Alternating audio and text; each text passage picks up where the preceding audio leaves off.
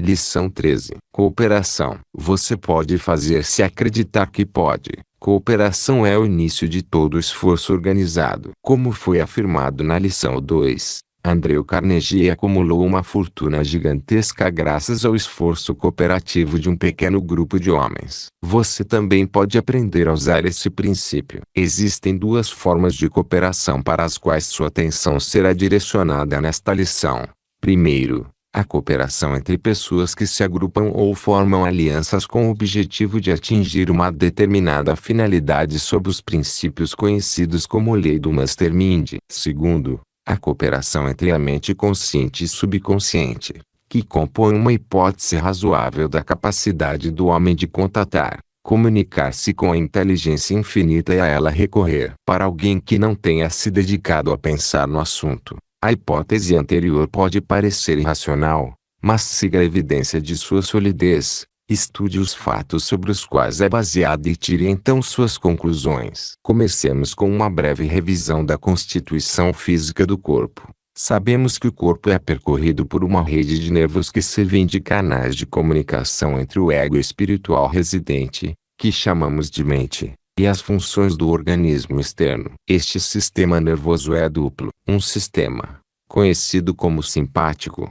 é o canal para todas as atividades que não são conscientemente dirigidas por nossa vontade, tais como o funcionamento dos órgãos digestivos, o reparo do desgaste diário dos tecidos e similares. O outro sistema, conhecido como voluntário ou sistema cérebro-espinhal, é o canal através do qual recebemos percepções conscientes dos sentidos físicos e exercemos controle sobre os movimentos do corpo. Este sistema tem seu centro no cérebro, enquanto o outro tem seu centro na massa ganglionar por trás do estômago, conhecido como plexo solar, algumas vezes chamado de cérebro abdominal. O sistema cérebro-espinhal é o canal da nossa vontade ou ação mental consciente, e o sistema simpático é o canal da ação mental que inconscientemente sustenta as funções vitais do corpo. Sendo assim, o sistema cérebro-espinhal é o órgão da mente consciente e o simpático é o da mente subconsciente.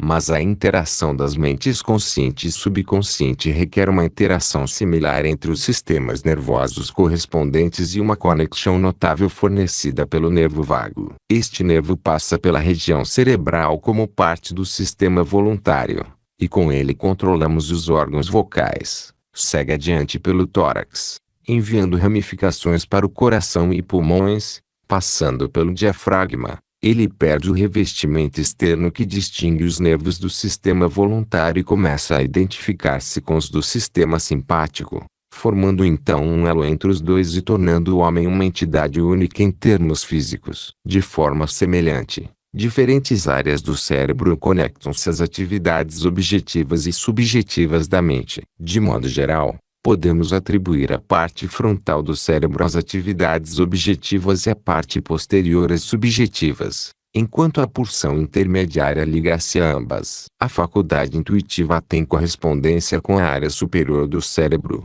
situada entre as partes frontal e posterior e, fisiologicamente falando, é por ali que as ideias intuitivas entram. Essas, a princípio, são de caráter mais ou menos disforme e genérico. Não obstante, são percebidas pela mente consciente, caso contrário, não teríamos ciência delas. Assim, o esforço da natureza é trazer essas ideias para uma forma mais definida e útil, para que a mente consciente se apodere delas e induza uma corrente vibratória correspondente no sistema voluntário de nervos, de forma a levar a ideia para a mente subjetiva. A corrente vibratória que primeiro desce do ápice do cérebro para a parte frontal e do sistema voluntário para o plexo solar é revertida e ascende do plexo solar através do sistema simpático para a parte posterior do cérebro. Esta corrente de retorno indica a ação da mente subjetiva. Se removêssemos parte da superfície do ápice do cérebro,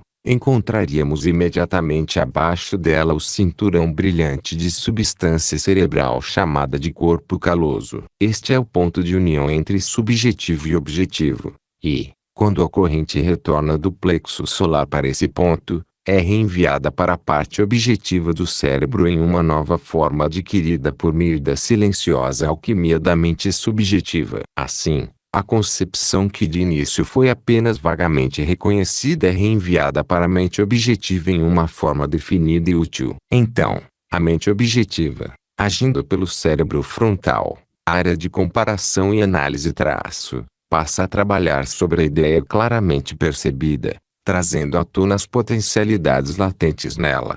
O termo mente subjetiva é o mesmo que mente subconsciente, e o termo mente objetiva é o mesmo que mente consciente. Por favor, entenda esses diferentes termos. Estudando o sistema duplo pelo qual o corpo transmite energia, descobrimos os pontos exatos nos quais os dois sistemas conectam-se e como podemos transmitir um pensamento da mente consciente para a subconsciente. Este sistema nervoso duplo é a forma mais importante de cooperação conhecida pelo homem. É por ele que a evolução executa o desenvolvimento do pensamento preciso, como descrito na lição 11. Quando grava qualquer ideia no subconsciente pela autossugestão, você o faz com a ajuda do sistema nervoso duplo. Quando a mente subconsciente trabalha em um plano definido de qualquer desejo que você grava nela, o plano é enviado de volta à mente consciente pelo mesmo sistema nervoso duplo. Este sistema cooperativo de nervos constitui literalmente uma linha direta de comunicação entre sua mente consciente comum e a inteligência infinita. Sabendo por minha experiência prévia como iniciante no estudo desse tema o quanto é difícil aceitar a hipótese aqui descrita, ilustrarei sua solidez de uma maneira simples, para que você possa entender e comprovar por si. Antes de ir dormir à noite, grave em sua mente o desejo de levantar na manhã seguinte em determinada hora, digamos às 4 da manhã. Se sua impressão for acompanhada por uma determinação positiva de levantar a essa hora, o subconsciente irá registrar a impressão e acordá-lo precisamente nessa hora. Agora se poderia perguntar: se posso imprimir em minha mente subconsciente o desejo de levantar em uma hora específica e acordar nessa hora, por que não crio o hábito de gravar outros desejos mais importantes? Se você fizer tal pergunta e insistir na resposta, estará muito perto do, se não no, caminho que leva à porta secreta do conhecimento descrita na lição 11. Vamos nos dedicar agora ao tema da cooperação entre homens que se unem ou agrupam com o objetivo de atingir um determinado fim. Na lição 2 nos referimos a esta forma de cooperação como esforço organizado. Este curso menciona alguns estágios de cooperação em praticamente todas as lições. É inevitável, pois o objetivo do curso é ajudar o aluno a desenvolver poder, e o poder é desenvolvido apenas com esforço organizado. Vivemos na era do esforço cooperativo. Quase todos os empreendimentos de sucesso são conduzidos sob alguma forma de cooperação. Isso é válido no campo da indústria ou das finanças, bem como no campo profissional liberal e autônomo. Médicos e advogados têm alianças de ajuda mútua e de proteção na forma de associações de categoria. Banqueiros têm associações locais e nacionais para ajuda mútua e progresso. Comerciantes varejistas têm associações com o mesmo objetivo. Proprietários de automóveis se uniram em clubes e associações. Gráficos têm associações, encanadores têm associações, negociantes de carvão têm as deles. Cooperação é o objetivo de todas essas associações. Os trabalhadores têm sindicatos, e aqueles que fornecem capital de giro e fiscalizam os esforços dos operários têm alianças sob vários nomes. Nações têm alianças cooperativas, embora não pareçam ter descoberto até agora o significado completo de cooperação. A tentativa do finado presidente Wilson de aperfeiçoar a Liga das Nações, seguida pelos esforços do finado presidente Harding em aprimorar a mesma ideia sob o nome de Corte Mundial, indica a tendência dos tempos na direção da cooperação. Lentamente está ficando óbvio para o homem que aqueles que aplicam o esforço cooperativo com mais eficiência sobrevivem mais e que este princípio aplica-se desde a forma mais inferior da vida animal até a forma mais elevada de esforço humano. Carnegie, Rockefeller e Ford ensinaram aos empresários o valor do esforço cooperativo. Ensinaram a todos que quisessem observar o princípio pelo qual acumularam vastas fortunas, Cooperação é a base de toda a liderança bem-sucedida. O bem mais tangível de Henry Ford é a força-tarefa bem organizada que ele estabeleceu. Esta organização não somente lhe proporciona a saída para todos os automóveis que possa produzir, mas, mais importante ainda, proporciona poder financeiro suficiente para enfrentar qualquer emergência que possa ocorrer. Fato que ele já demonstrou em pelo menos uma ocasião. Como resultado do entendimento do valor do princípio da cooperação, Ford saiu da posição habitual de dependência das instituições financeiras, ao mesmo tempo em que gerou para si um poder comercial maior do que provavelmente possa usar. O sistema do Federal Reserve é outro exemplo de esforço cooperativo que praticamente garante os Estados Unidos contra um pânico monetário. Os sistemas de cadeias de lojas constituem outra forma de cooperação comercial que proporciona a vantagem na compra e distribuição. As lojas de departamentos modernas,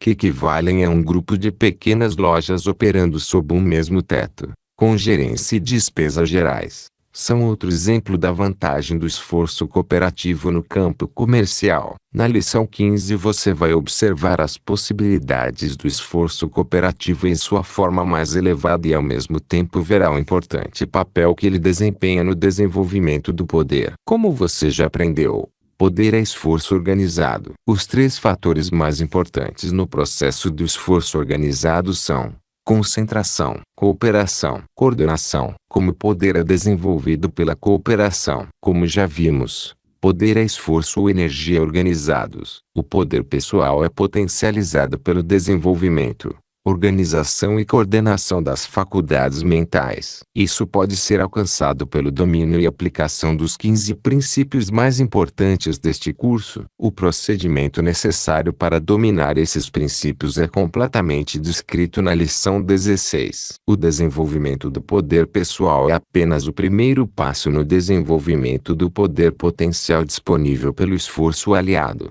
ou cooperação, que pode ser chamado de poder de grupo. É bem sabido que todos os homens que acumularam grandes fortunas foram conhecidos como organizadores capazes. Isso significa que possuíam a habilidade de assegurar o esforço cooperativo de outros homens que forneciam talento e habilidade que eles não tinham. O objetivo principal deste curso é desdobrar os princípios do esforço organizado e cooperativo aliado para que o aluno compreenda a sua importância e o torne a base de sua filosofia. Pegue como exemplo qualquer negócio ou profissão e você vai observar que ele é limitado apenas pela falta de aplicação do esforço organizado e cooperativo. Como ilustração, utilizaremos a advocacia. Se um escritório de advocacia consiste de apenas um tipo de mente, será bastante prejudicado, mesmo que constituído de uma dúzia de homens talentosos daquele tipo específico. A complexidade do sistema legal exige uma variedade de talentos possivelmente maior do que a reunida por um só homem. É evidente,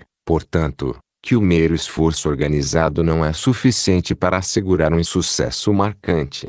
A organização deve consistir de indivíduos que ofereçam algum talento especializado que os outros membros não possuam. Um escritório de advocacia bem organizado incluiria talento especializado na preparação de casos, homens de visão e imaginação que entendem como harmonizar a lei e evidência de um caso em um plano sólido. Homens com tal habilidade nem sempre possuem destreza para defender um caso no tribunal.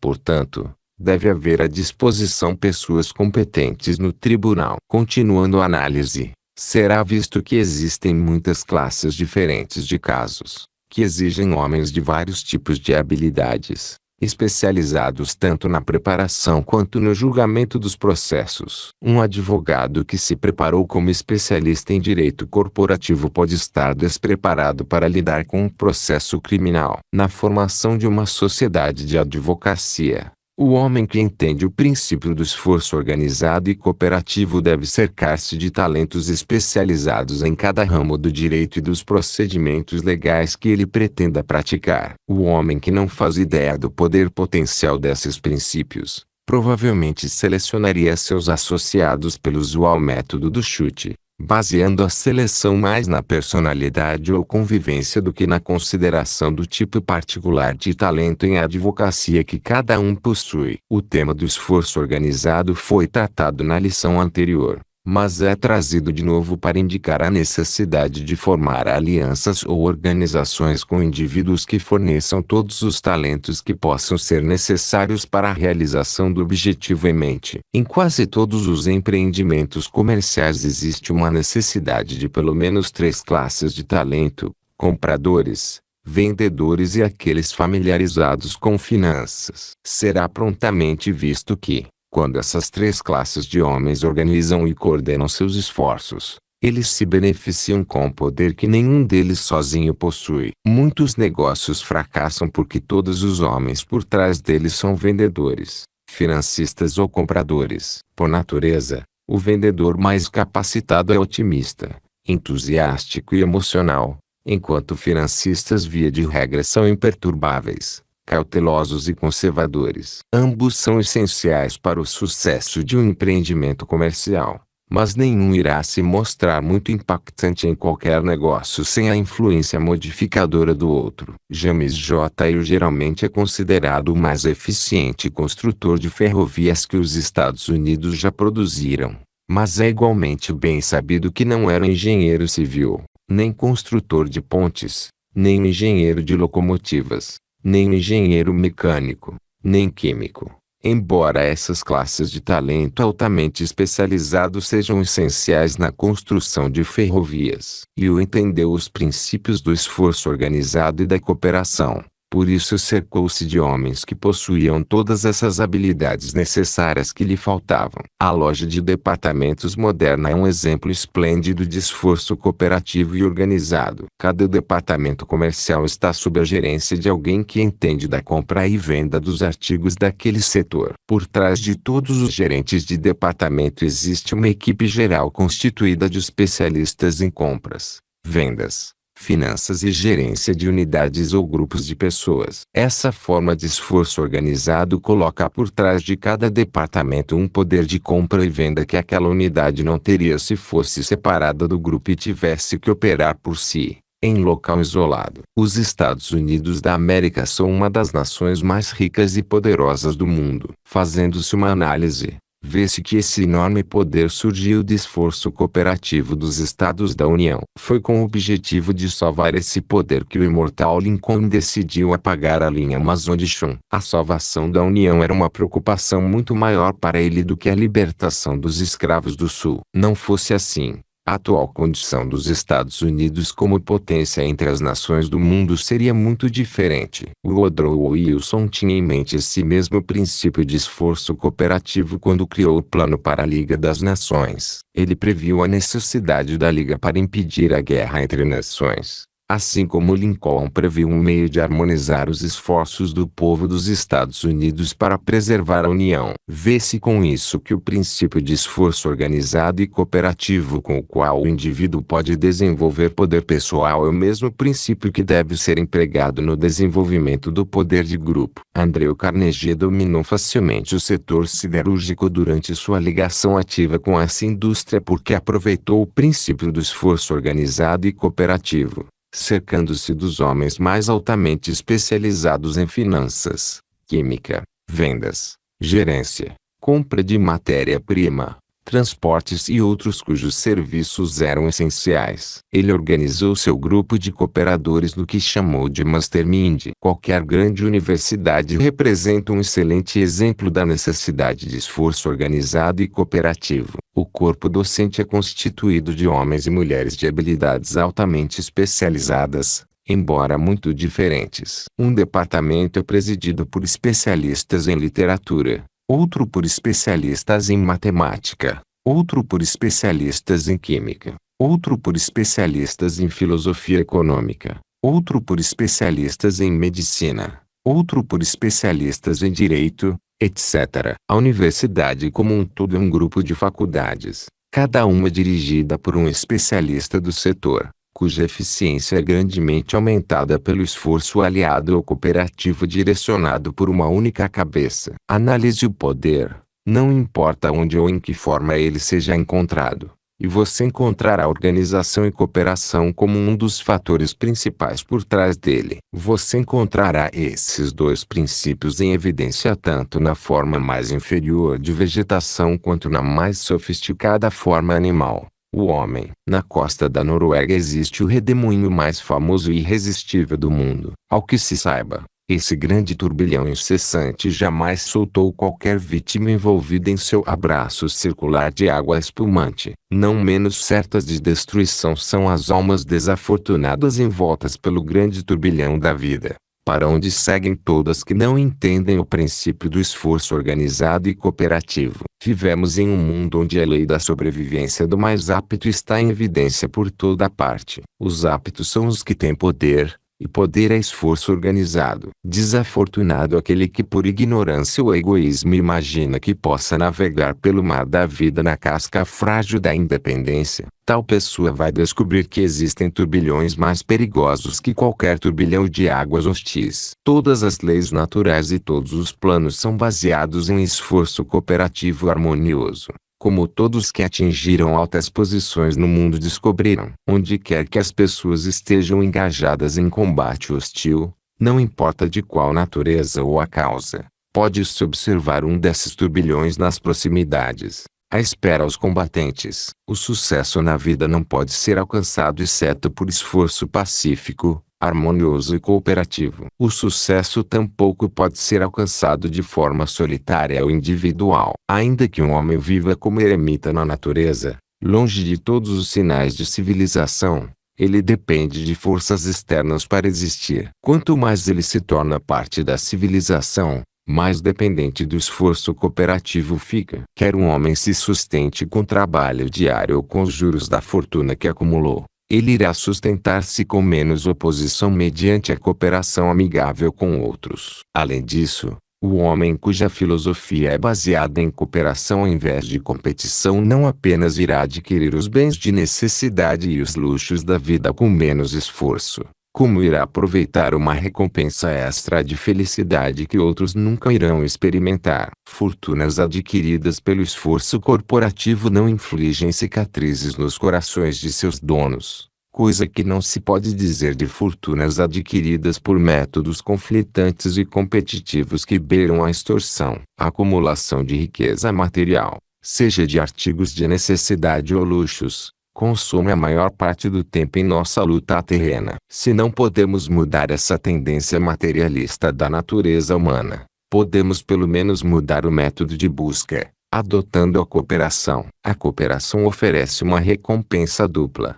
provendo os itens básicos e os luxos da vida e a paz mental que os avarentos nunca terão. O avarento e ganancioso pode adquirir uma grande fortuna e riqueza material, isso não há como negar, mas terá vendido a alma por um prato de lentilhas. Vamos manter em mente que todo sucesso é baseado em poder, e o poder vem do conhecimento organizado e expresso em termos de ação. O mundo paga por um tipo de conhecimento, e é o tipo expresso em termos de serviço construtivo. Ao discursar para uma turma de formandos de uma faculdade de administração, um dos banqueiros mais conhecidos dos Estados Unidos disse: "Vocês devem sentir orgulho do diploma, porque é a prova de que estão se preparando para a ação no grande campo dos negócios." Uma das vantagens do estudo na faculdade de administração é que prepara para a ação. Sem desmerecer outros métodos de educação, ao exaltar o método da faculdade de administração moderna,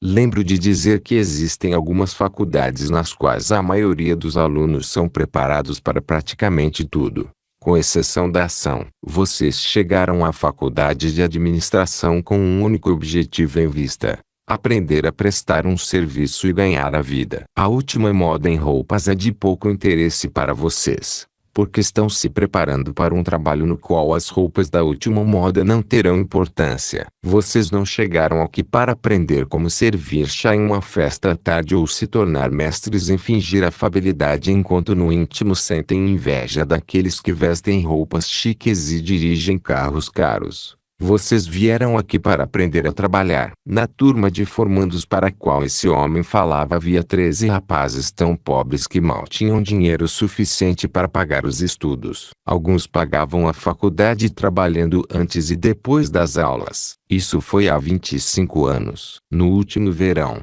encontrei o presidente da faculdade de administração que esses rapazes frequentavam. E ele me contou a história de cada um desde a época da formatura até aquele momento. Um é presidente de um dos maiores atacados farmacêuticos e um homem rico. Um é um advogado bem-sucedido. 2 são proprietários de grandes faculdades de administração. Um é professor no departamento de economia de uma das maiores universidades do país. Um é presidente de uma das maiores fábricas de automóveis que existe. 2 são presidentes de bancos e homens ricos.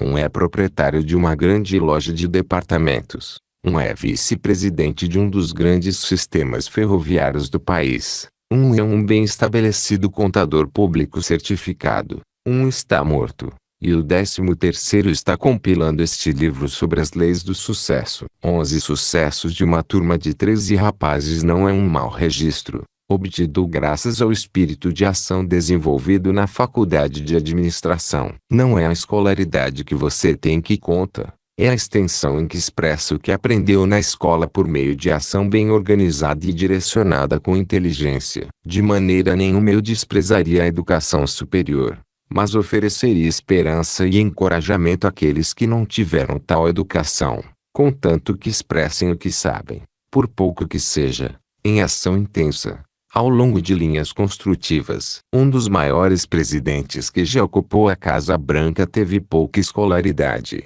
mas fez um trabalho tão bom expressando os conhecimentos adquiridos com aquela pouca escolaridade em ação corretamente direcionada que seu nome ficou inseparavelmente entrelaçado à história dos Estados Unidos. Toda cidade, aldeia e lugarejo tem em sua população aqueles personagens bem conhecidos chamados vagabundos, e, se analisar esses desafortunados, vai observar que uma das suas características mais salientes é a procrastinação. A falta de ação faz com que escorreguem até cair num barranco onde permanecerão a menos que, por acidente, sejam forçados para o campo aberto da luta, onde será necessária uma ação em comum. Não se deixe cair em tal situação. Todo escritório, toda loja, todo banco em todo e qualquer outro local de emprego tem suas vítimas marcantes da procrastinação, que caminham a passos largos pela estrada poeirenta do fracasso, pois ainda não desenvolveram o hábito de se expressar com ação. Você pode identificar esses desafortunados se começar a analisar aqueles com quem entra em contato todos os dias. Se falar com eles,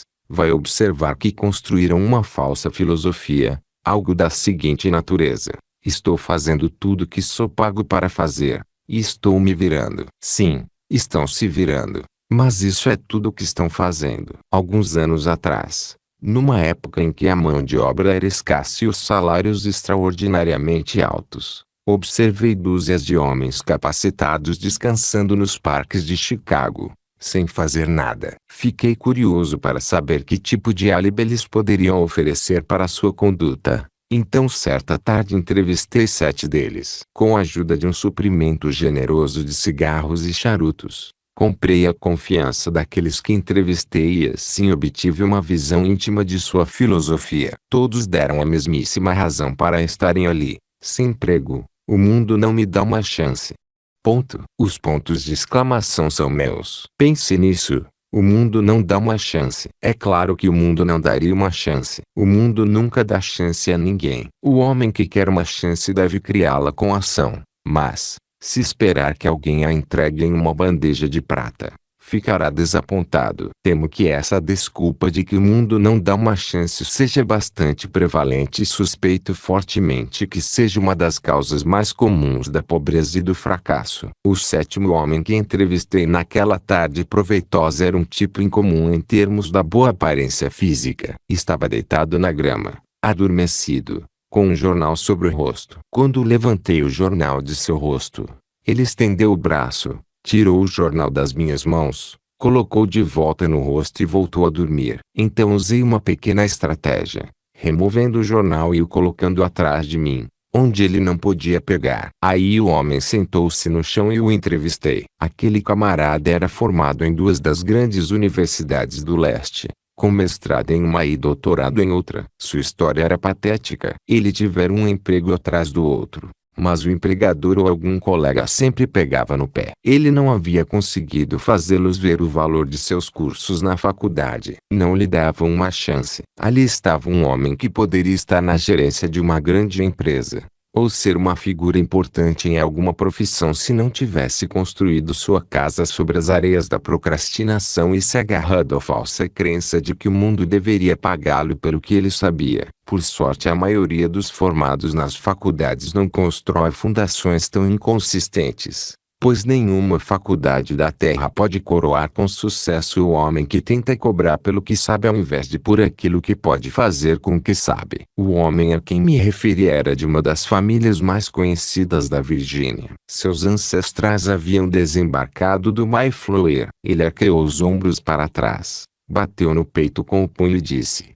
"Pense nisso, senhor. Sou filho de uma das primeiras famílias da Virgínia. Minhas observações me levaram a acreditar que ser filho de uma primeira família nem sempre é uma sorte para o filho ou para a família. Com demasiada frequência esses filhos das primeiras famílias tentam se dar bem com base no sobrenome. Pode ser apenas uma ideia estranha minha, mas tenho observado que os homens e mulheres que trabalham para valer têm pouco tempo, e ainda menos inclinação, para se gabar dos ancestrais. Não faz muito tempo, viajei para o sudeste da Virgínia, onde nasci. Foi a primeira vez que voltei lá em mais de 20 anos. Foi uma tristeza comparar os filhos de alguns que há 20 anos eram conhecidos como descendentes das primeiras famílias com os filhos de homens simples que trataram de se expressar com ação intensa. A comparação não refletiu nenhum crédito sobre os rapazes das primeiras famílias. É sem sentimento de exaltação que expresso minha gratidão por não ter vindo ao mundo tendo pais de primeira família. Isto,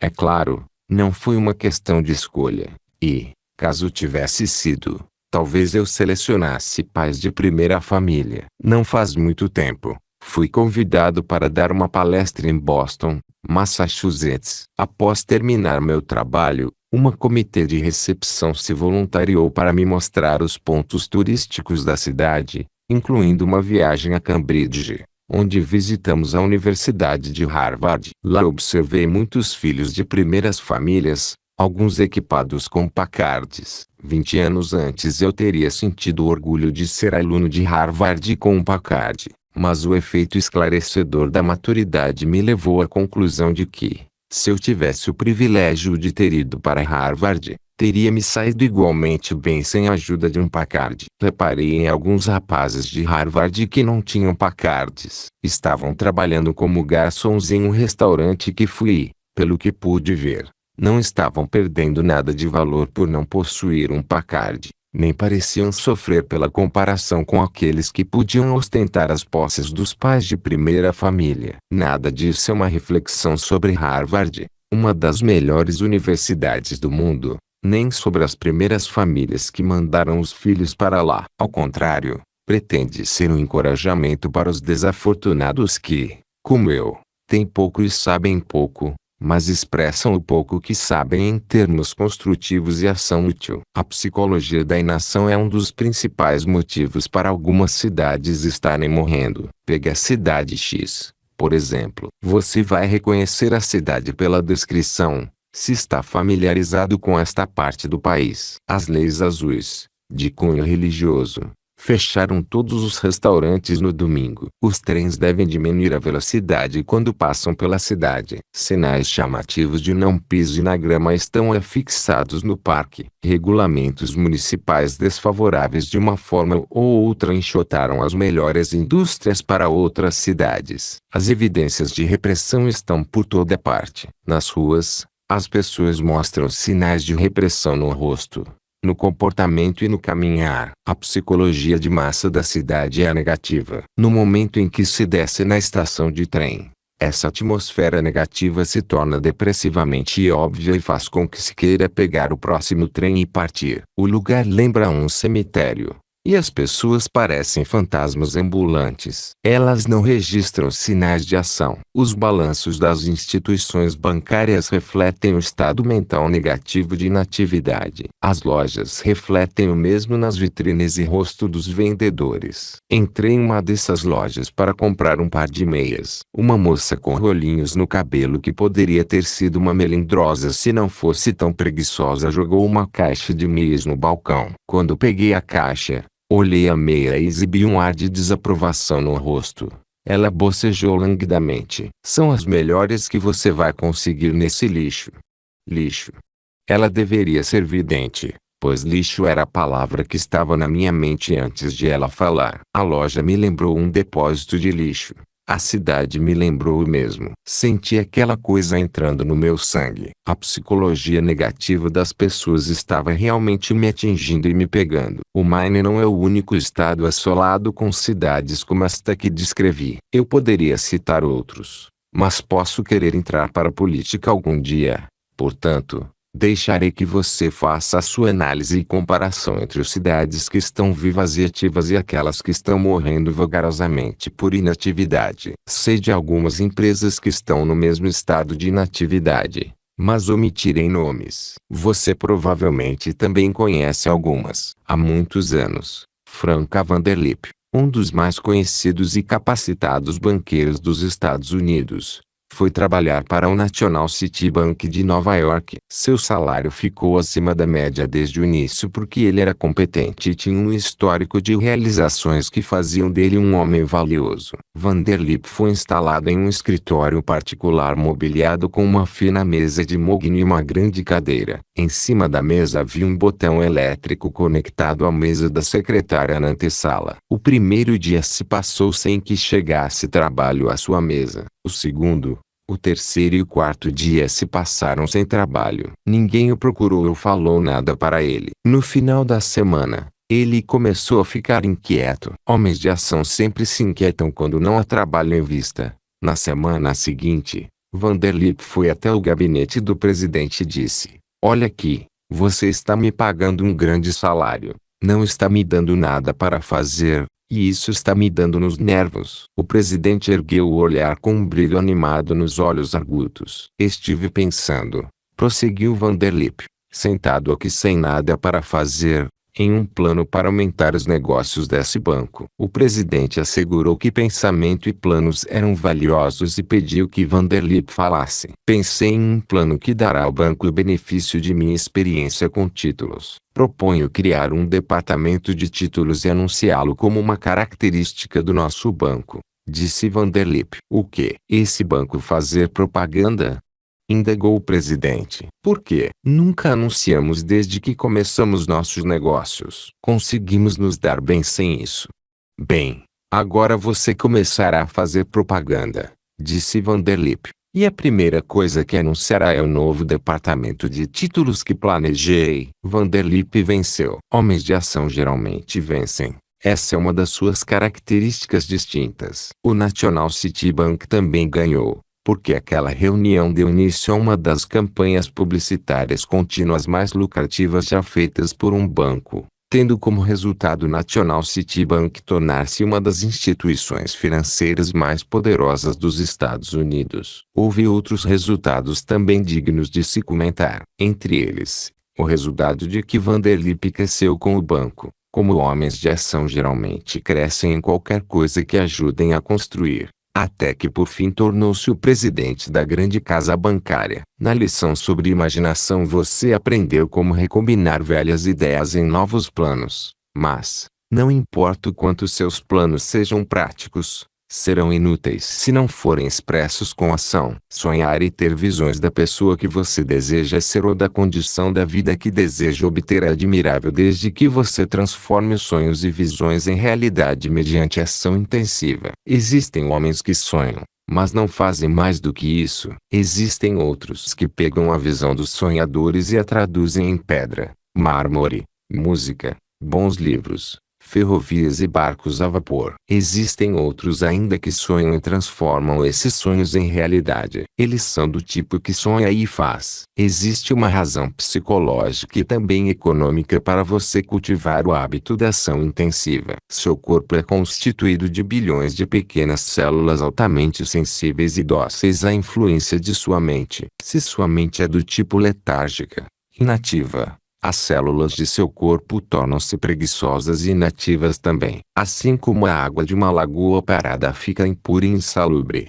as células de um corpo inativo ficam doentes. Preguiça nada mais é do que a influência de uma mente inativa nas células do corpo. Se duvida disso, da próxima vez que sentir preguiça, faça uma sauna e esfregue o corpo, estimulando assim as células por meios artificiais. E veja como a preguiça desaparecerá rapidamente. Ou melhor ainda, direcione a mente para algum jogo de que goste e veja com que rapidez as células do corpo irão reagir ao entusiasmo e a preguiça desaparecerá. As células do corpo respondem ao estado mental da mesma forma que as pessoas de uma cidade respondem à psicologia de massa que domina o local. Se um grupo de líderes engaja-se em ação suficiente para dar à cidade a reputação de dinâmica, essa ação influencia todos que vivem nela. O mesmo princípio aplica-se ao relacionamento entre a mente e o corpo. Uma mente ativa e dinâmica mantém as células do corpo em constante estado de atividade. As condições artificiais em que a maioria dos habitantes das nossas cidades vive levam a uma condição física conhecida como autointoxicação, que significa autoenvenenamento pelo estado inativo dos intestinos. A maioria das dores de cabeça pode ser curada em 1 hora, simplesmente limpando o intestino grosso com um enema. 8 copos de água por dia é uma quantidade razoável de atividade física, popularmente conhecida como exercícios, substituem o enema. Experimente por 1 semana e então não precisará mais ser instigado a prosseguir, pois você se sentirá uma nova pessoa. A não ser que a natureza de seu trabalho seja tal que você faça muita atividade física e beba muita água no curso normal de suas atividades. Em 2 páginas deste livro, poderiam ser registrados conselhos sólidos suficientes para manter a pessoa média saudável e pronta para a ação durante 16 das 24 horas do dia. Mas seriam tão simples que a maioria não os seguiria. A quantidade de trabalho que executo todos os dias e o fato de ainda me manter em boa condição física é motivo de espanto e mistério para quem me conhece intimamente. Contudo, não existe mistério, e o sistema que sigo não custa nada. Aqui está a seu dispor, caso deseje.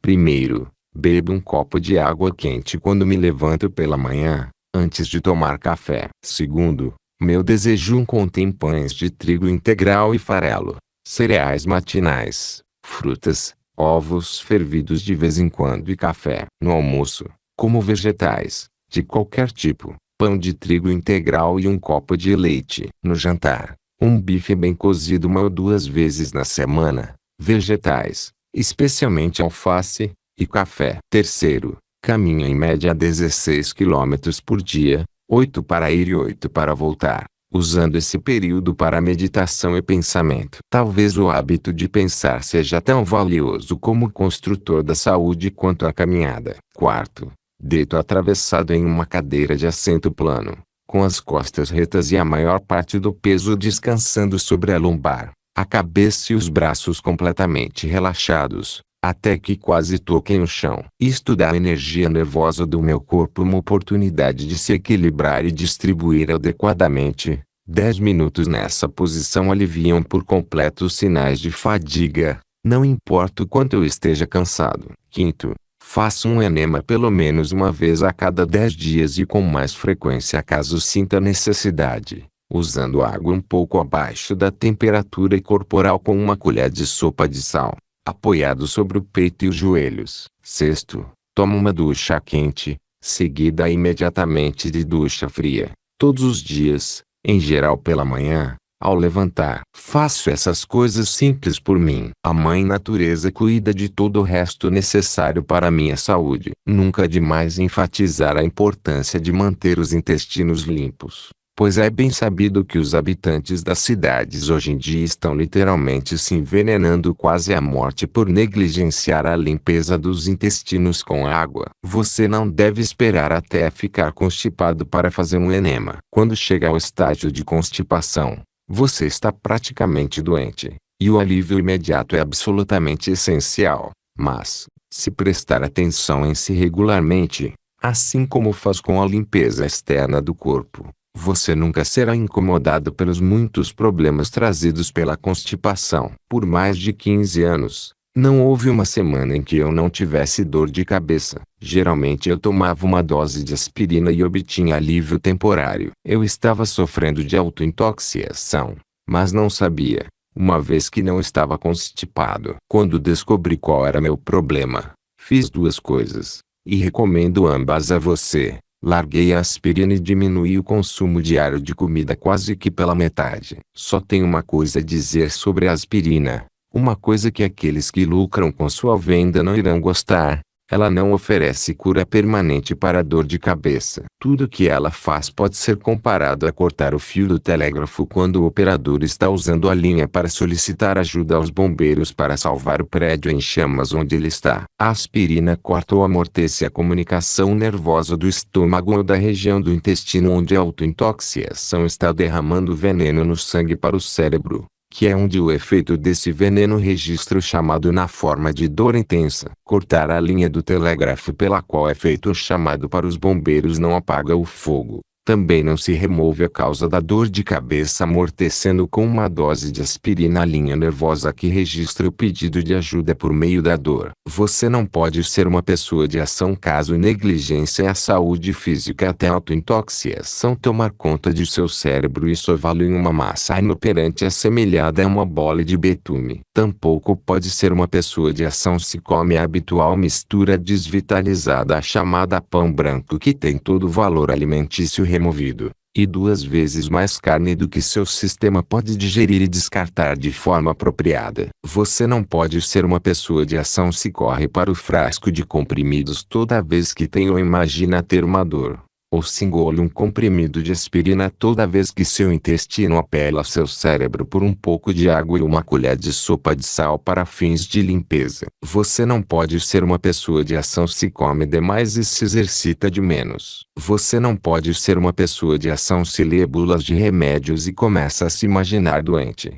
com os sintomas descritos pelo esperto redator publicitário que emprega o poder da sugestão. Não toco em remédios há mais de 5 anos e não estive doente ou indisposto nesse tempo, apesar de todos os dias trabalhar mais do que a maioria dos homens da minha profissão. Tenho entusiasmo, resistência e poder de ação porque me alimento com comidas simples que contêm os elementos construtores do corpo de que preciso e cuido dos processos de eliminação com tanto cuidado quanto tomo banho. Se essas recomendações simples e francas parecem baseadas em bom senso, faça um teste, e, se servirem a você tão bem como servem a mim, ambos teremos lucrado pela coragem que tive de listá-las como parte dessa lição. Geralmente, quando alguém que não é médico oferece sugestões sobre cuidados com o corpo, imediatamente é taxado de esquisitão, e admito que a análise com frequência está correta. Nesse caso, não faço recomendações mais enfáticas do que a seguinte: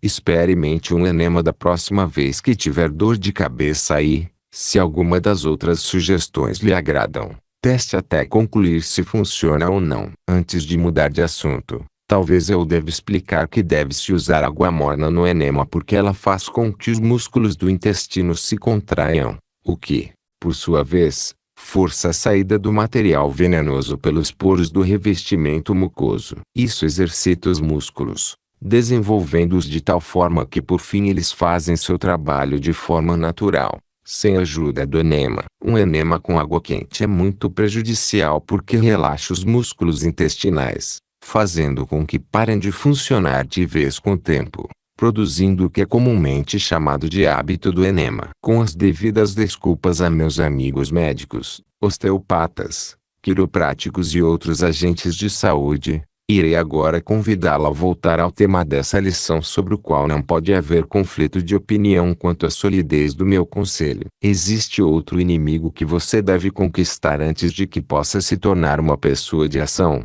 o hábito de se preocupar. Preocupação, inveja, ciúmes, ódio, dúvida e medo são todos estados mentais fatais à ação. Cada um desses estados mentais irá interferir no processo pelo qual a comida é assimilada e preparada para a distribuição pelo corpo. Em alguns casos, podem destruir o processo por completo. Essa interferência é puramente física, mas o dano não para aí, porque os estados mentais negativos destroem o fator mais essencial na conquista do sucesso, ou seja, o desejo de realizar. Na lição 2 você aprendeu que o objetivo principal definido de vida deve ser apoiado pelo desejo ardente de sua realização. Você não pode ter um desejo ardente de realização quando está em um estado mental negativo, não importa qual a causa. Para me manter em um estado mental positivo, descobri um eficaz caçador de tristezas. Pode não ser um jeito muito digno de expressar o que quero dizer,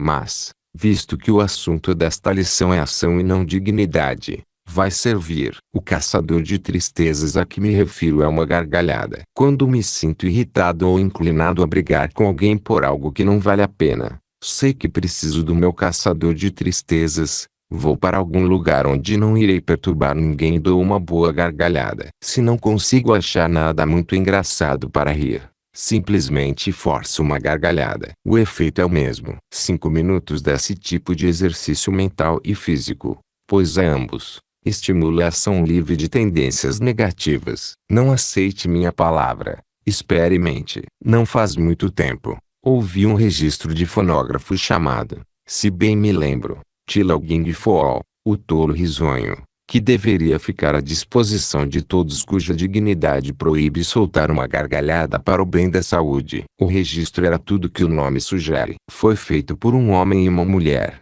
O homem tenta tocar uma corneta, e a mulher ri dele. Ela ri tão eficazmente que consegue fazer ele rir também. E a sugestão é tão marcante que todos que ouvem caem numa boa gargalhada, querendo ou não. Porque, como ele pensa consigo mesmo, assim é. Você não pode pensar em medo e agir com coragem. Não pode pensar em ódio e agir de maneira gentil com aqueles a quem se associa. Os pensamentos dominantes na mente, entendendo-se com isso os pensamentos mais profundos, fortes e frequentes, influenciam a ação do corpo. Todo pensamento colocado em ação pelo cérebro alcança e influencia cada célula do corpo. Quando pensa em medo, sua mente telegrafa esse pensamento para as células que formam os músculos das pernas. Diz para aqueles músculos entrarem em ação e o levarem embora tão rapidamente quanto puderem. Um homem com medo corre porque suas pernas o carregam, e elas o carregam porque os pensamentos do medo na mente instruíram-nas a fazer isso, mesmo que tais instruções tenham sido dadas de modo inconsciente. Na lição 1, você aprendeu como o pensamento viaja de uma mente para outra pela telepatia. Nesta lição, você deve dar um passo além e aprender que seus pensamentos não apenas registram-se na mente de outras pessoas pela telepatia, mas, o que é 1.000.000 de vezes mais importante entender, registram-se nas células do seu corpo e afetam-nas de maneira a se harmonizar com a natureza dos pensamentos. Entender esse princípio é entender a solidez da afirmação, porque, como ele pensa consigo mesmo, assim é. Ação, no sentido em que o termo é usado nesta lição, tem duas formas. Uma é física, outra é mental. Você pode ser muito ativo com sua mente enquanto seu corpo está inteiramente inativo, exceto pelas ações involuntárias dos órgãos vitais. Ou pode ser muito ativo com o corpo e a mente. Ao se falar em homens de ação, pode-se fazer referência a ambos os tipos. Um é o tipo administrador, o outro é o tipo promotor ou vendedor. Ambos são essenciais nos negócios, indústria ou finanças modernos. Um é conhecido como dinamo, enquanto o outro é muitas vezes chamado de fiel da balança. Muito raramente você encontrará um homem que seja tanto um dinamo quanto um fiel da balança, pois personalidades tão equilibradas são raras. As principais organizações empresariais bem-sucedidas de grande porte são constituídas de homens de ambos os tipos. O fiel da balança que não faz nada além de compilar fatos, imagens e estatísticas é um homem de ação tanto quanto o que sob ao palanque vende uma ideia para 1000 pessoas pelo simples poder da personalidade ativa. Para determinar se um homem é de ação ou não, é necessário analisar seus hábitos mentais e físicos. Na primeira parte desta lição, eu disse que o mundo paga pelo que você faz e não pelo que você sabe. Essa afirmação pode ser facilmente mal interpretada. Na realidade, o mundo paga pelo que você faz ou consegue que os outros façam. Um homem que consegue induzir outros a cooperar e fazer efetivamente um trabalho de equipe ou inspirar para que se tornem mais ativos não é menos homem de ação do que o que presta serviço de maneira mais direta. No campo da indústria e dos negócios existem homens com a habilidade de inspirar e direcionar o esforço de outros, de modo que todos sob sua direção realizam mais do que poderiam sem sua influência direta. É bem sabido que Andrew Carnegie direcionou os esforços de sua equipe pessoal com tamanha habilidade que tornou muitos daqueles homens ricos, coisa que jamais seriam sem a orientação genial do cérebro dele. O mesmo pode ser dito de praticamente todos os grandes líderes no campo da indústria ou dos negócios. O ganho não é só dos líderes. Aqueles sob sua direção com frequência lucram mais em virtude daquela liderança. É prática comum de certo tipo de homem culpar o empregador por causa de suas situações financeiras opostas. Em geral, a verdade é que tais homens estariam em situação infinitamente pior sem os empregadores do que com eles. Na lição 1, o valor do esforço aliado foi particularmente enfatizado porque alguns homens têm a visão de planejar, enquanto outros têm a habilidade de executar planos, embora não possuam imaginação ou visão para criar os planos que executam. Foi o entendimento desse princípio de esforço aliado que permitiu a Andrew Carnegie cercar-se de um grupo de homens formado por planejadores e executores. Carnegie tinha como assistentes alguns dos vendedores mais eficientes do mundo, mas, se toda a sua equipe fosse composta de homens que não soubessem fazer nada além de vender, ele nunca poderia ter acumulado a fortuna que acumulou. Caso sua equipe inteira fosse de vendedores, ele teria apenas ação em abundância. Mas ação, no sentido usado nessa lição, deve ser guiada de modo inteligente. Um dos melhores escritórios de advocacia dos Estados Unidos é formado por 2 advogados. Um deles nunca aparece no tribunal. Ele prepara os casos da firma para julgamento.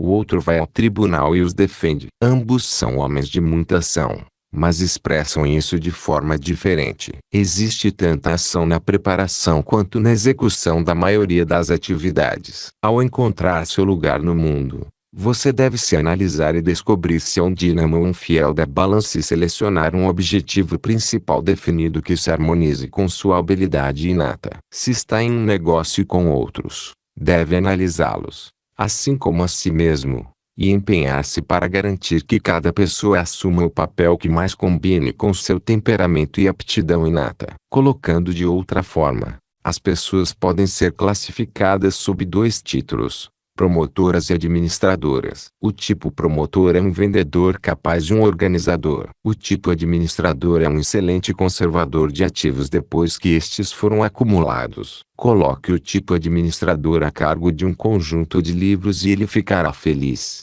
Mas coloque-o nas vendas externas e ele ficará infeliz e será um fracasso no emprego. Coloque o promotor a cargo de um conjunto de livros e ele ficará infeliz. Sua natureza demanda ação mais intensa. A ação do tipo passivo não irá satisfazer suas ambições, e, se for mantido em um trabalho que não proporcione a ação que sua natureza exige, ele será um fracassado. Muito frequentemente acontece que homens que desviam fundos em seus empregos são do tipo promotor e não teriam se rendido à tentação se seus esforços ficassem restritos ao trabalho no qual melhor se encaixam. Dê a um homem o tipo de trabalho que se harmonize com sua natureza, e aquilo que de melhor existe nesse homem vai se manifestar. Uma das tragédias mais impressionantes do mundo é que muita gente jamais se engaja no trabalho em que se encaixa melhor. Muito frequentemente o erro é cometido na escolha da profissão, abraçando-se um trabalho que parece mais lucrativo do ponto de vista monetário,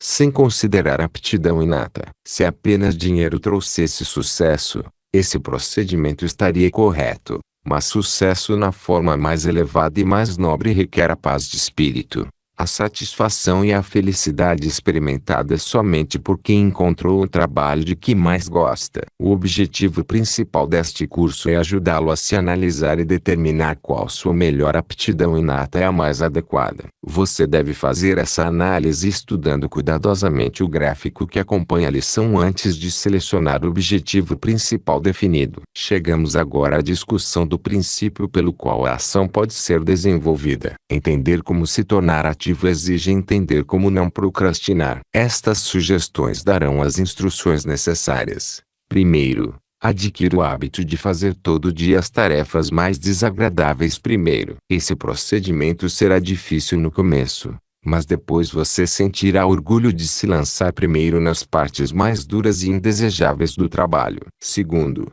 coloque um cartaz no seu local de trabalho e no seu quarto com a seguinte frase: não diga o que você pode fazer, mostre. Terceiro, repita as seguintes palavras, em voz alta, 12 vezes toda noite antes de dormir: amanhã farei tudo o que deve ser feito, quando deve ser feito e como deve ser feito. Executarei as tarefas mais difíceis primeiro, porque isso destruirá o hábito da procrastinação e desenvolverá o hábito da ação. Quarto, siga essas instruções com fé em sua solidez e com a crença de que irão desenvolver ação de corpo e mente suficientes para permitir que você realize seu objetivo principal definido. A característica marcante deste curso é a simplicidade de estilo em que foi escrito. Todas as grandes verdades fundamentais em última análise são simples, e não importa se alguém está dando uma palestra ou escrevendo um curso. O objetivo deve ser transmitir impressões e afirmar fatos da maneira mais clara e mais concisa possível. Antes de fechar esta lição,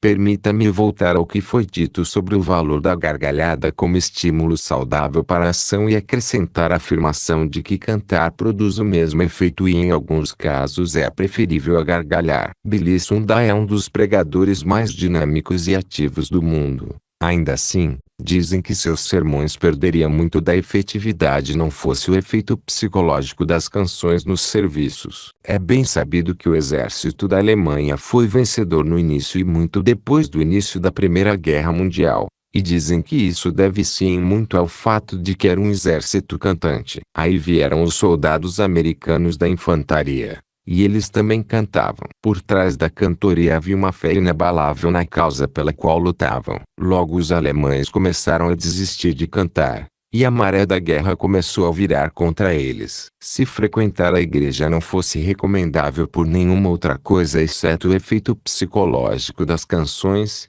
isso já seria suficiente, pois ninguém pode participar do canto de um belo hino sem se sentir melhor. Por muitos anos observei que eu conseguia escrever com mais eficiência após participar de um serviço religioso com canções. Comprove minha afirmação indo à igreja no próximo domingo de manhã e participando dos cantos com todo o entusiasmo possível. Durante a Primeira Guerra Mundial, ajudei a planejar meios de acelerar a produção em fábricas envolvidas na produção de suprimentos de guerra. Num teste realizado em uma fábrica com 3.000 operários, a produção aumentou 45% em menos de 30 dias após organizarmos os trabalhadores em grupos de cantores e instalarmos orquestras e bandas que em intervalos de 10 minutos tocavam canções empolgantes como Overture, Disse Os trabalhadores pegavam o ritmo da música e aceleravam o trabalho na mesma cadência. Música adequadamente selecionada estimularia qualquer tipo de trabalhador para mais ação, fato que parece não ser entendido por todos que dirigem os esforços de um grande número de pessoas. Em uma das minhas viagens, descobri uma empresa cujos gerentes usam a música para estimular os trabalhadores. É a loja de departamentos Filene, em Boston, Massachusetts. Nos meses de verão, a loja tem uma orquestra tocando as mais recentes músicas dançantes por 30 minutos da manhã, antes de abrir. Os vendedores usam os corredores da loja para dançar e, na hora que as portas se abrem, Eles estão em um estado mental e físico ativo que conservam o dia inteiro. Casualmente, nunca vi vendedores mais atenciosos ou eficientes do que os da loja Filene. Um dos gerentes de departamento me disse que todo o pessoal do seu setor executava mais serviço com menos esforço como resultado do programa de música matinal. Um exército cantante é um exército vencedor, não importa se no campo de batalha, na guerra, ou atrás dos balcões de uma loja de departamentos. Existe um livro intitulado Singin Troglifio e Code, Cantando Vida Afora com Deus, de George Wharton James, que recomendo a todos os interessados na psicologia da música. Se eu fosse gerente de uma fábrica onde o trabalho fosse pesado e monótono, implantaria algum tipo de programa que proporcionasse música a todos os trabalhadores. Na Broadway, em Nova York, um grego engenhoso descobriu como entreter seus clientes e, ao mesmo tempo, acelerar o trabalho dos funcionários usando um fonógrafo. Todo engraxate do local acompanha o ritmo da música enquanto passa flanela nos calçados e parece ter considerável diversão no trabalho. Para acelerar o trabalho, o proprietário só tem que acelerar o fonógrafo. Qualquer forma de esforço em grupo, onde duas ou mais pessoas formam uma aliança cooperativa para realizar um objetivo definido, torna-se mais poderosa do que o simples esforço individual. Um time de futebol ganha, consistente e constantemente, mediante o trabalho de equipe bem coordenado, ainda que os membros do time possam ser hostis e não ter harmonia sob muitos aspectos fora do campo. Um grupo de homens que compõem um conselho administrativo podem discordar uns dos outros, podem ser hostis e não ter simpatia alguma uns pelos outros e ainda assim tocar um negócio que pareça muito bem sucedido. Um homem e sua esposa podem viver juntos, acumular uma grande fortuna, criar e educar uma família sem o vínculo de harmonia essencial para o desenvolvimento do mastermind. Mas todas essas alianças poderiam ser mais poderosas e eficazes se baseadas em perfeita harmonia, permitindo assim o desenvolvimento do poder suplementar conhecido como mastermind. O simples esforço cooperativo produz poder, disso não há dúvidas. Mas o esforço cooperativo baseado em completa harmonia de objetivo desenvolve um superpoder. Deixe cada membro de qualquer grupo cooperativo colocar seu coração na realização do mesmo fim definido em espírito de perfeita harmonia e o caminho para o desenvolvimento do mastermind estará pavimentado, desde que todos de bom grado subordinem seus interesses pessoais para a realização do objetivo do grupo. Os Estados Unidos se tornaram uma das nações mais poderosas da Terra em grande parte por causa do esforço cooperativo altamente organizado entre os estados. Seria útil lembrar que os Estados Unidos nasceram como resultado de um dos masterminds mais poderosos já criados. Os membros desse mastermind foram os homens que assinaram a Declaração da Independência. Os signatários daquele documento consciente ou inconscientemente colocaram em operação o poder conhecido como mastermind, e esse poder foi suficiente para permitir que derrotassem todos os soldados enviados a campo contra eles. Os homens que lutaram para que a Declaração da Independência vigorasse não lutaram apenas por dinheiro, lutaram por um princípio, o princípio da liberdade, a mais elevada força motivadora que se conhece. Um grande líder, seja nos negócios, finanças, indústria ou vendas, e alguém que entende como criar um objetivo motivador que será aceito com entusiasmo por todos os membros do seu grupo de seguidores. Em política, um assunto candente é tudo. Assunto candente significa algum objetivo popular cuja realização pode aglutinar a maioria dos eleitores. Esses assuntos geralmente são difundidos em forma de slogans concisos, tais como "Fique frio com Coolidge", que sugeriu à mente dos eleitores que manter Calvin Coolidge na presidência dos Estados Unidos era equivalente a manter a prosperidade. Funcionou. Durante a campanha de eleição de Lincoln, o clamor era: "Apoie Lincoln e preserve a União". Funcionou. Os gerentes da segunda campanha de Woodrow Wilson criaram o slogan: "Ele nos manteve fora da guerra". E funcionou. O grau de poder criado pelo esforço cooperativo de qualquer grupo de pessoas é medido sempre pela natureza do motivo que trabalham para atingir. É bom que isso esteja na mente de todos que organizam um esforço de grupo para qualquer objetivo. Encontre um motivo que induza os homens a se juntarem em espírito altamente emocional e entusiasmado de perfeita harmonia e você terá encontrado o ponto de partida para a criação do Mastermind. É bem sabido que os homens irão trabalhar mais arduamente para a realização de um ideal do que apenas por dinheiro. Na procura de um motivo de base para desenvolver esforço cooperativo de grupo, será bom ter esse fato em mente. No momento em que esta lição é escrita, verifica-se muita agitação adversa e críticas generalizadas às ferrovias do país. Quem está por trás da agitação este autor não sabe, mas ele sabe que o simples fato dessa agitação existir poderia e deveria ser a força motivadora com que os dirigentes das ferrovias poderiam reunir centenas de milhares de empregados, criando assim um poder que eliminaria efetivamente a crítica adversa. As ferrovias são a espinha dorsal do país. Tranco e todo o serviço ferroviário, e os habitantes das grandes cidades morreriam de fome antes que a comida pudesse chegar a eles. Nesse fato tem-se o motivo que poderia levar a maioria do público a se reunir em apoio a qualquer plano de autoproteção que os dirigentes das ferrovias desejassem executar. O poder representado por todos os ferroviários e pela maioria do público que utiliza as ferrovias é suficiente para protegê-las contra todo tipo de legislação adversa e outras tentativas de depreciar-se o patrimônio. Mas o poder é apenas potencial até ser organizado e colocado definitivamente no respaldo de um motivo específico. O homem é um bicho esquisito. De um motivo suficientemente vitalizado, e o homem de aptidão apenas mediana, sob circunstâncias normais, de repente desenvolverá um superpoder. O que o homem pode fazer e faz para agradar a mulher de sua escolha,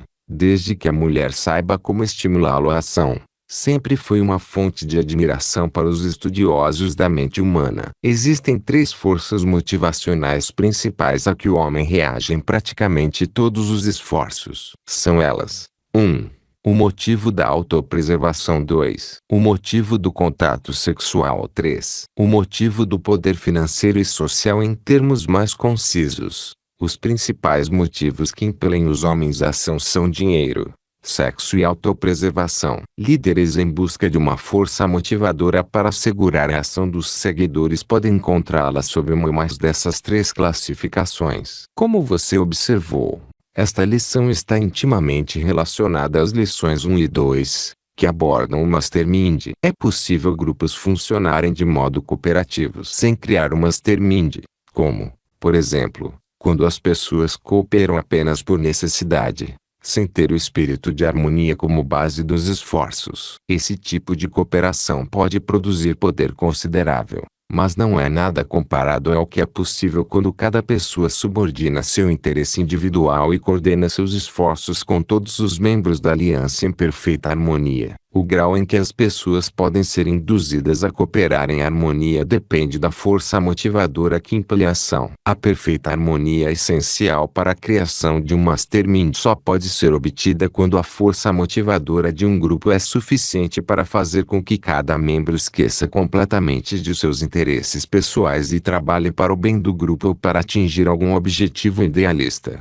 beneficente ou filantrópico. As três principais forças motivadoras da humanidade foram apresentadas aqui para servir de guia ao líder que deseja criar planos para assegurar a cooperação dos seguidores, que se lançarão à execução dos planos com espírito altruísta e em perfeita harmonia. Os homens não se reunirão para apoiar um líder em espírito de harmonia a menos que o motivo que os impulsione seja algo que os induza a deixar de lado todos os pensamentos pessoais. Nós fazemos bem o que amamos fazer, e afortunado é o líder que tem um bom discernimento para manter esse fato em mente e assim traçar seus planos de modo que todos os seguidores recebam papéis que se harmonizem com essa lei. O líder que obtém tudo o que pode ser obtido de seus seguidores faz isso porque estabelece um motivo suficientemente forte na mente de cada um e faz com que subordinem os interesses próprios e trabalhem em espírito de perfeita harmonia com todos os outros. Não importa quem você seja ou qual seja o seu objetivo principal definido. Se planeje alcançar sua meta mediante o esforço cooperativo de outros.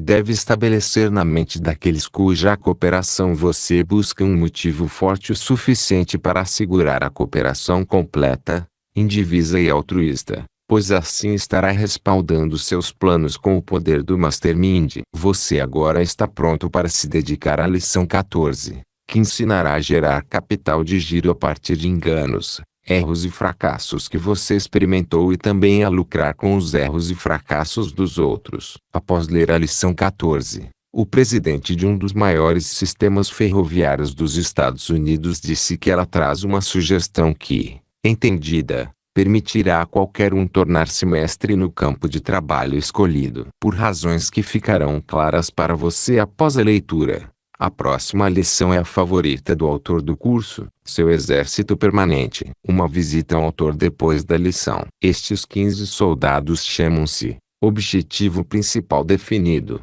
autoconfiança, hábito de economizar, imaginação, iniciativa e liderança, entusiasmo, autocontrole, fazer mais do que você é pago para fazer, personalidade agradável, pensamento preciso, concentração, cooperação, fracasso, tolerância e regra de ouro. O poder vem do esforço organizado. Você vê na figura acima as forças que atuam em todo esforço organizado. Domine essas 15 forças e você pode ter o que quiser da vida. Outras serão inúteis para defender seus planos. Possua essas 15 forças e você será um pensador preciso. Na imagem acima você vê o exército mais poderoso da Terra. Observe a ênfase na palavra poderoso. Esse exército está em posição de sentido, pronto para a ordem de qualquer pessoa que o comandar. Esse exército é seu se você assumir o comando. Esse exército dará poder suficiente para liquidar toda a oposição com que você depare. Estude a figura com cuidado.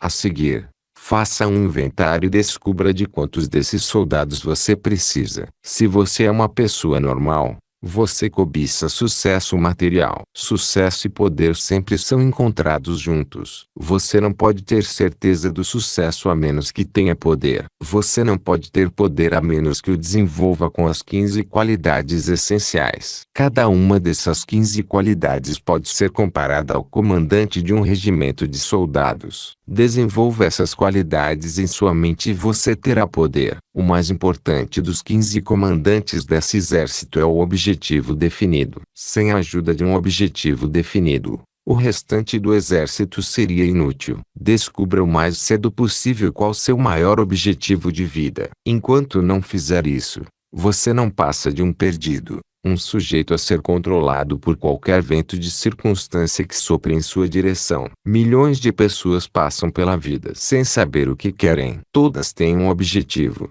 mas apenas 2 em cada 100 têm um objetivo definido. Antes de concluir se o seu objetivo é definido ou não, olhe o significado da palavra no dicionário. Nada é impossível para a pessoa que sabe o que quer e decide adquiri-lo. Colombo tinha um objetivo definido e aquilo se tornou realidade. O objetivo definido principal de Lincoln era libertar os escravos negros do Sul.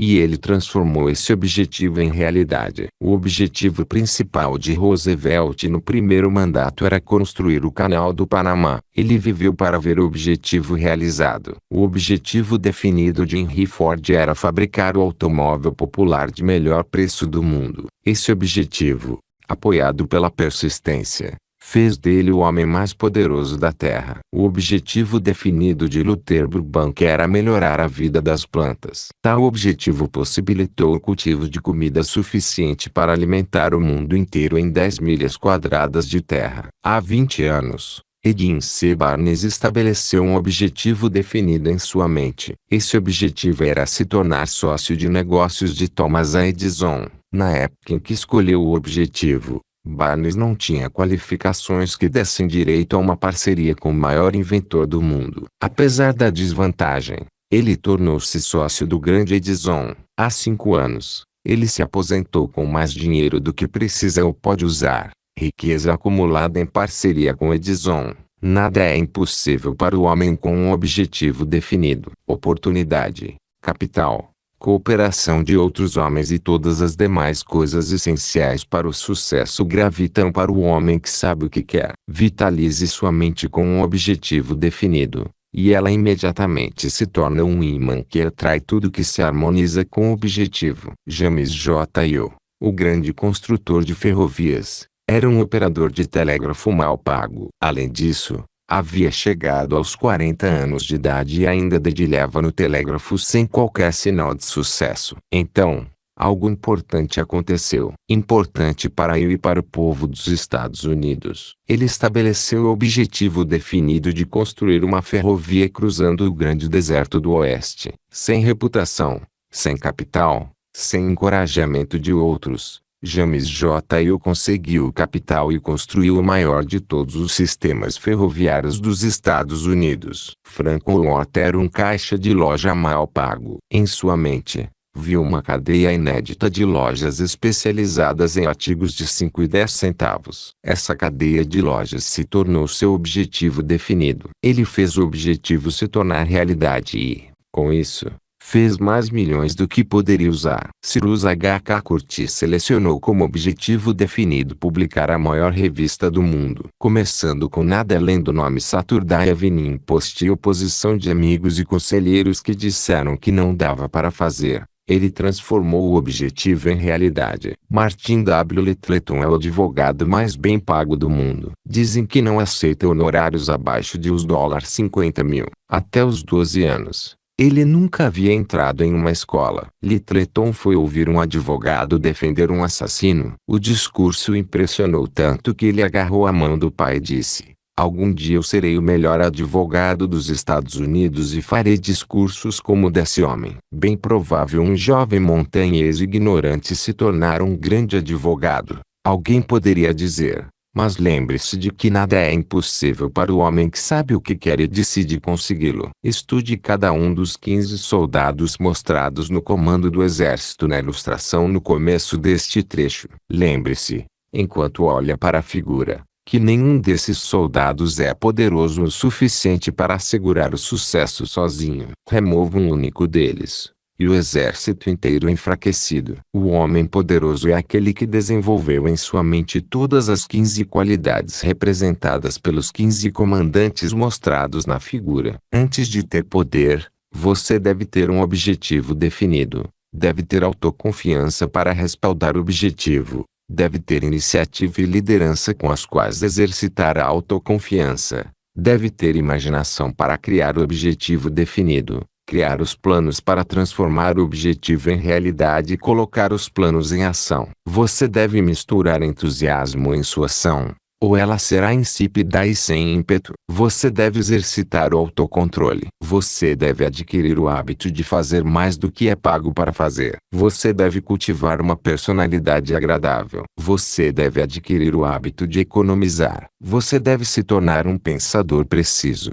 Lembrando, enquanto desenvolve tal qualidade, que pensamento preciso é baseado em fatos e não em boatos ou simples informação. Você deve adquirir o hábito da concentração, colocando atenção indivisa em uma tarefa de cada vez. Você deve adquirir o hábito da cooperação e praticá-lo em todos os seus planos. Você deve lucrar com o fracasso, seu e dos outros. Você deve cultivar o hábito da tolerância. Por último, mas de maneira nenhuma menos importante, você deve fazer da regra de ouro a base de tudo que você faz e que afeta outras pessoas. Mantenha essa imagem onde possa vê-la todos os dias. Chame os 15 soldados um passo à frente e os estude. Certifique-se de que o equivalente de cada um seja desenvolvido em sua mente. Todos os exércitos eficientes são bem disciplinados. O exército que você está construindo em sua mente também deve ser disciplinado. Ele deve obedecer a seu comando a cada passo. Quando você chamar o 14º soldado, fracasso, à frente, lembre-se de que nada funcionará tanto para o desenvolvimento da disciplina quanto o fracasso e a derrota temporários. Enquanto estiver se comparando a esse soldado, determine se você tem lucrado ou não com seus fracassos e derrotas temporários. O fracasso chega a todos uma vez ou outra. Quando ele vier a seu encontro, Certifique-se de aprender algo de valor com a visita. Fique certo também de que o fracasso não iria visitá-lo se não existisse espaço para ele em sua mentalidade. Para fazer progresso neste mundo, primeiro você deve confiar unicamente nas forças dentro de sua mente. Depois desse começo, você pode solicitar a ajuda de outros, mas o primeiro passo deve ser dado sem ajuda externa. Após dar a partida, você irá se surpreender ao observar como encontrará gente de boa vontade oferecendo-se para ajudá-lo. O sucesso é feito de muitos fatos e fatores, principalmente das 15 qualidades representadas pelos 15 soldados. Para desfrutar de sucesso equilibrado e sem arestas, é preciso apropriar-se dessas 15 qualidades, em pouca ou grande quantidade, de acordo com o que falte nas aptidões inatas. Você chegou neste mundo dotado de certos traços inatos, resultado de milhões de anos de mudanças evolutivas ao longo de milhares de gerações ancestrais. Além desses traços inatos, você adquiriu muitas outras qualidades, de acordo com a natureza do ambiente e a educação recebida na infância. Você é a soma do que nasceu com você e do que você adquiriu a partir de suas experiências, do que pensou e do que aprendeu desde o nascimento. Pela lei do acaso, 1 em 1 milhão de pessoas obterá via hereditariedade inata e conhecimento adquirido após o nascimento todas as 15 qualidades nomeadas na figura anterior. Todos que não tiveram a sorte de obter os fatores essenciais para o sucesso dessa maneira devem desenvolvê-los dentro de si. O primeiro passo do processo de desenvolvimento é perceber as qualidades que faltam em seu equipamento obtido naturalmente. O segundo passo é o forte desejo de se desenvolver onde você é deficiente. Rezar funciona algumas vezes, em outras não. Sempre funciona quando a prece é feita com fé e sem ressalvas. Essa é uma verdade que ninguém negará. Todavia, é uma verdade que ninguém sabe explicar. Tudo o que sabemos é que a prece funciona quando acreditamos que vai funcionar. Prece sem fé não passa de um conjunto de palavras vazias. Um objetivo definido pode ser transformado em realidade somente quando se acredita que pode. Talvez a mesma lei que transforma a prece com fé em realidade também transforme em realidade um objetivo definido baseado na crença de sua realização. Não fará mal nenhum você tornar seu objetivo definido de vida o tema de suas preces diárias. E, enquanto rezar, lembre-se de que prece baseada em fé sempre funciona. Desenvolva em sua mente todas as 15 qualidades, desde o objetivo definido até a regra de ouro, e você descobrirá que a aplicação da fé não é tão difícil. Faça um auto-inventário. Descubra quantas das 15 qualidades você possui agora. Adicione ao inventário as qualidades em falta até possuir todas as 15 em sua mente. Aí você estará pronto para medir seu sucesso em quaisquer termos que deseje. As qualidades representadas pelos 15 soldados mostrados na figura são os tijolos, argamassa e os materiais de construção com que você deve erguer seu templo do sucesso. Domine as 15 qualidades e você poderá tocar uma perfeita sinfonia de sucesso em qualquer atividade. Assim como quem domina os fundamentos da música pode tocar qualquer peça. Possua essas 15 qualidades e você será uma pessoa educada, pois terá o poder de conseguir o que deseja da vida sem violar os direitos dos outros. Todos os mundos são do homem para conquistar e dominar. Essa é a glória de sua vida. Mas essa é sua lei férrea. Primeiro ele deve se educar. Aqui começa e termina toda a luta. O ontem não passa de um sonho. O amanhã é apenas uma visão. Mas o hoje bem vivido torna todo ontem um sonho de felicidade e todo amanhã uma visão de esperança. Olhe bem, portanto, para o dia de hoje. Do sânscrito.